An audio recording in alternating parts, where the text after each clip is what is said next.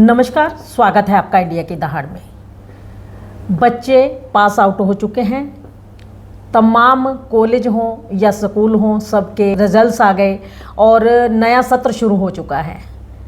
और ये सत्र जब नया शुरू होता है तो ख़ास तौर पे +2 के बच्चों के लिए विशेष खासियत लेकर के आता है। खासियत इसलिए होती है क्योंकि बच्चे जो है स्कूली सत्र को पास करके कॉलेज में प्रवेश लेते हैं तो उनके अंदर काफ़ी सवाल होते हैं कि आखिर हम लोग कहाँ जाएं, किस से हम कंसल्ट करें, क्या बातचीत करें ताकि वो लोग सही निर्णय लेके सही कॉलेज का जो है चयन कर सकें।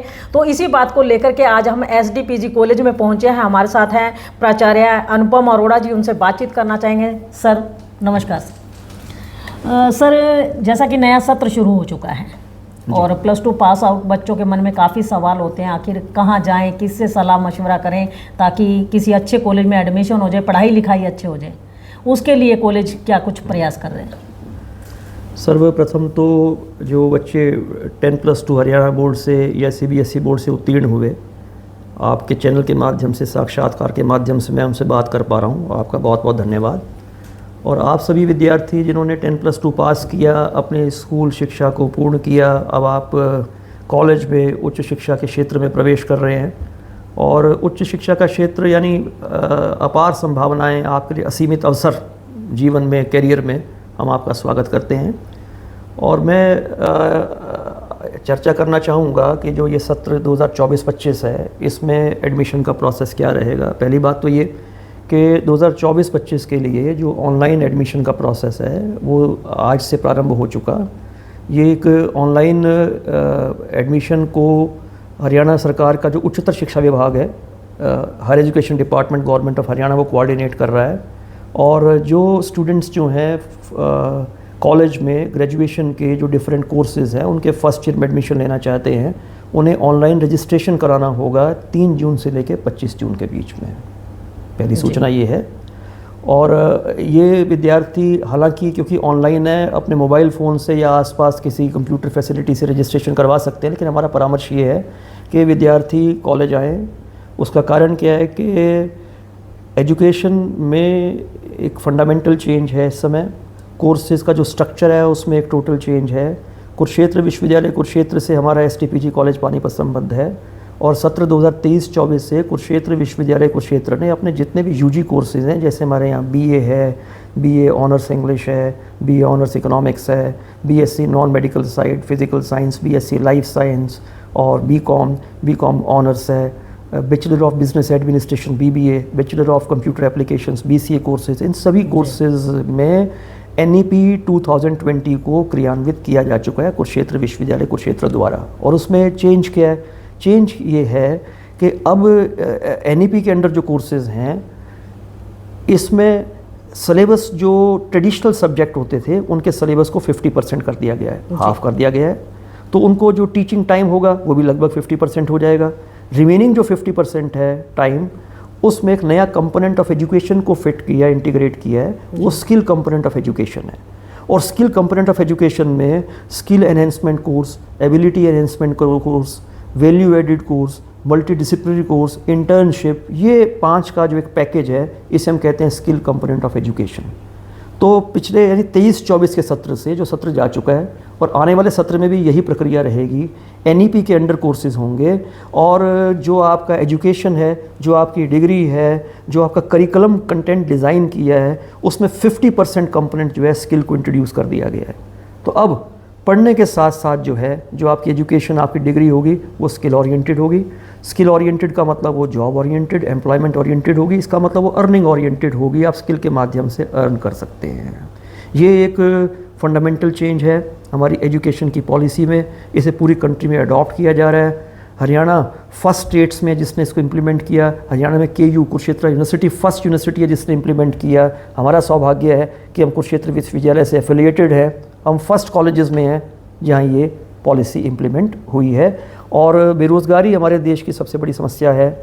युवा बहुत चिंतित है, युवा बहुत निराश है, युवा की संख्या बहुत अधिक है, जनसंख्या बहुत अधिक है। तो बेरोज़गारी के उन्मूलन के लिए, बेरोज़गार मुक्त भारत के निर्माण के लिए शिक्षा पद्धति में आमूलचूल परिवर्तन करना आवश्यक था, जिसे किया गया है। और इसमें हम बहुत संभावनाएं देखते हैं। आने वाला भारत जो होगा बेरोज़गार मुक्त होगा स्किलिंग ऑफ एजुकेशन के माध्यम से।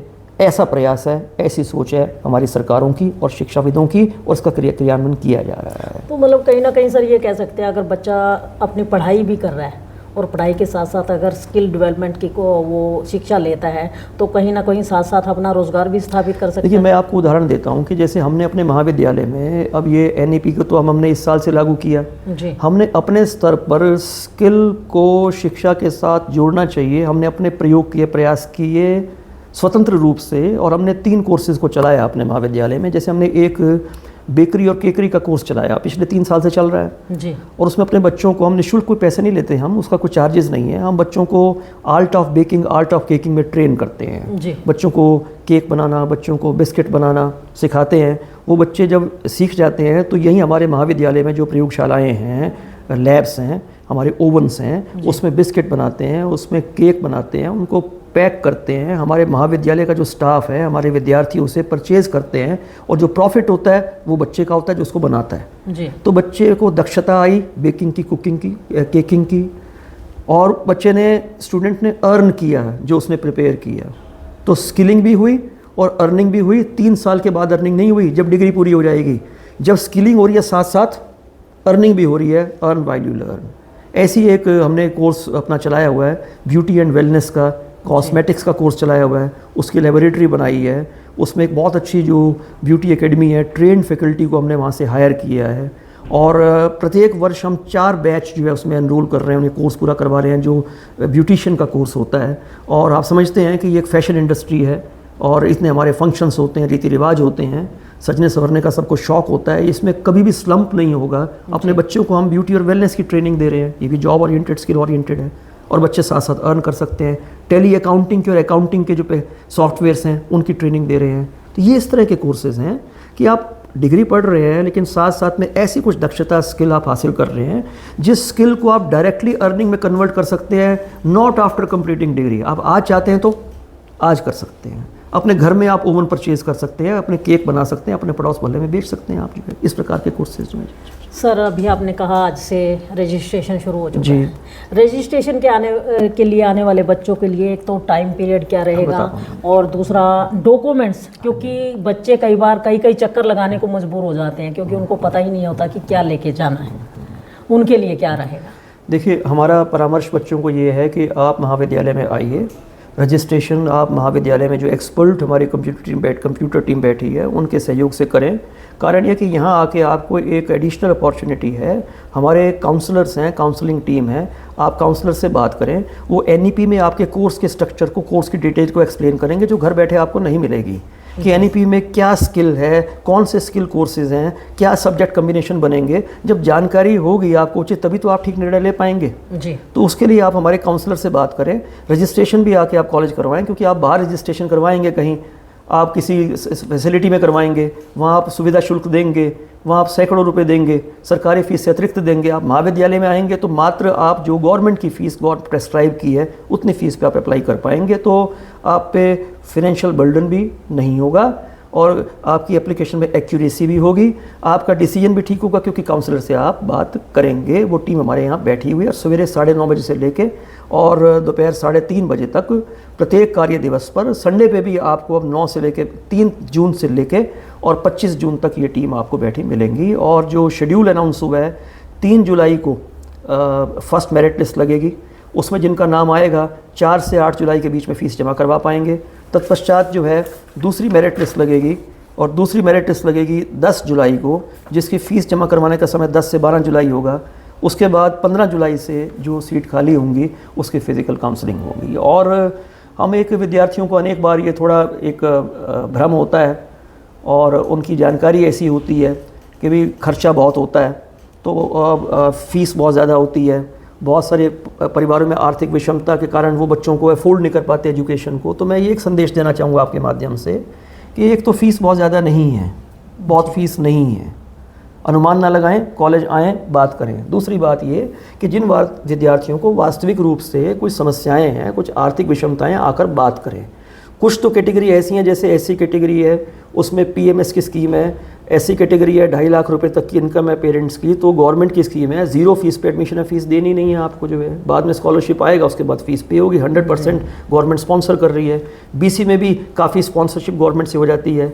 जो जनरल कैटेगरी है और बच्चे अफोर्ड नहीं कर सकते तो कॉलेज बैठा है उनके लिए, हम टीचर्स बैठे हैं उनके लिए, कॉलेज अपने स्तर पर उन बच्चों को सहयोग करेगा, हमसे आकर बात करें, अपनी समस्या से हमें अवगत कराएं, हम आपकी परिस्थिति का और रिसोर्सेज का आकलन करके आपको हेल्प करेंगे। संकल्प हमारा ये है, विश्वास ये है, संकल्प ये है, आश्वासन ये है, वायदा आपको ये है कि आर्थिक कोई परिस्थिति है, इस कारण से पढ़ाई में कोई बाधा आ रही है, तो ये हमारा संकल्प है कि हम आपको पढ़ाई से वंचित नहीं होने देंगे।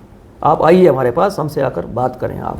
और स्कॉलरशिप भी हमने इंस्टीट्यूट की है मेधावी विद्यार्थियों के लिए कि जिनके 90 से 95% से अबव हैं, उन्हें 4,000 रुपये का scholarship at the time of admission, और जिनका जो परसेंटेज 90 से 95% है 3,500 का, 85 से 90 है उन्हें 2,500 का, 80 से 85 है उन्हें 2,000 का, 70 से 80 है उन्हें 1,500 रुपीज़ का। ये हम at the time of admission देंगे परसेंटेज के आधार पर, परसेंटेज से हटते हुए आवश्यकता के अनुसार पे उनको स्कॉलरशिप देंगे, समझते हुए सारी बात को। और दूसरी बात, बहुत से समाज में ऐसे सज्जन हैं जो विद्यार्थियों को सहयोग करना चाहते हैं, प्रत्येक वर्ष हमसे संपर्क भी करते हैं, उनके माध्यम से भी सैकड़ों विद्यार्थियों को यहाँ सहयोग करते हैं महाविद्यालय में, महाविद्यालय की ओर से भी, और बाहर के जो सज्जन शिक्षा में सहयोग करना चाहते हैं उनके माध्यम से भी हम सहयोग विद्यार्थियों को करते हैं। लेकिन घर से तो बाहर निकलना पड़ेगा, घर के कंफर्ट से बाहर निकलना पड़ेगा। आप कॉलेज आएँ और एक्सपर्ट से बात करें, आपकी हर समस्या के निवारण के लिए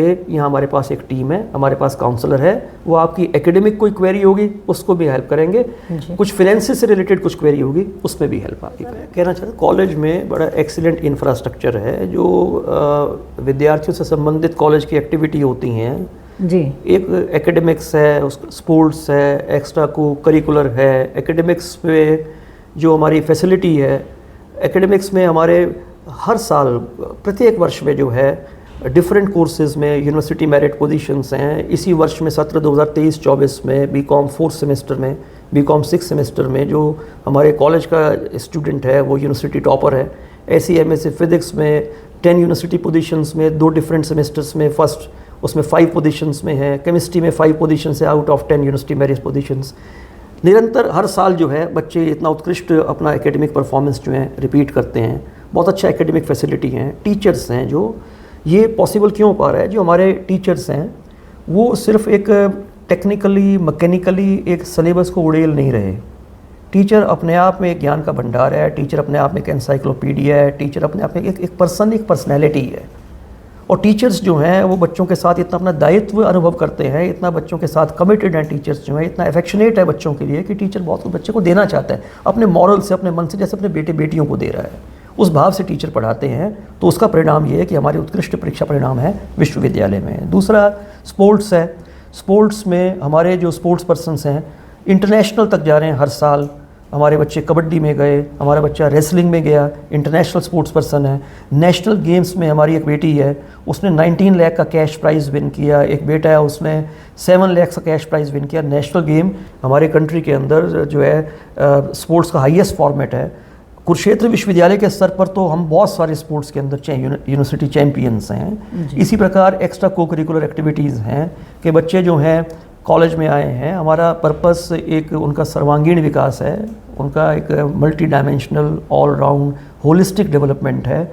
मात्र किताबों से ना जुड़े रहें बच्चे जो हैं, उनमें और प्रतिभाएं होती हैं, उनकी रुचियां होती हैं, उनको हम पहचानें, उनके अनुकूल अवसर दें, उनको प्लेटफॉर्म मंच दें, है ना। बच्चे परफॉर्म कर पाएँ, बच्चों की पर्सनैलिटी अच्छी, कम्युनिकेशन अच्छा हो, पर्सनैलिटी बिल्डिंग हो। इस तरह के बहुत सारे कल्चरल एक्टिविटी, बहुत सारे लिटरेरी एक्टिविटी, बहुत सारे एक्सपर्ट्स को बाहर से बुलाते हैं। राउंड द क्लॉक 365 डेज़ कुछ ना कुछ हमारी एक्टिविटी चलती रहती है। इस प्रकार का हमने कल्चर मेंटेन किया हुआ है। इसी प्रकार से अभी पीजी का पोर्टल ओपन नहीं किया हुआ, गवर्नमेंट ने नहीं किया, कुछ दिन के बाद वो भी ओपन हो जाएगा। एमएससी फिजिक्स है, MSc chemistry, MSc mathematics, MCom, MA English, MA economics, बहुत सारे कोर्सेज हैं।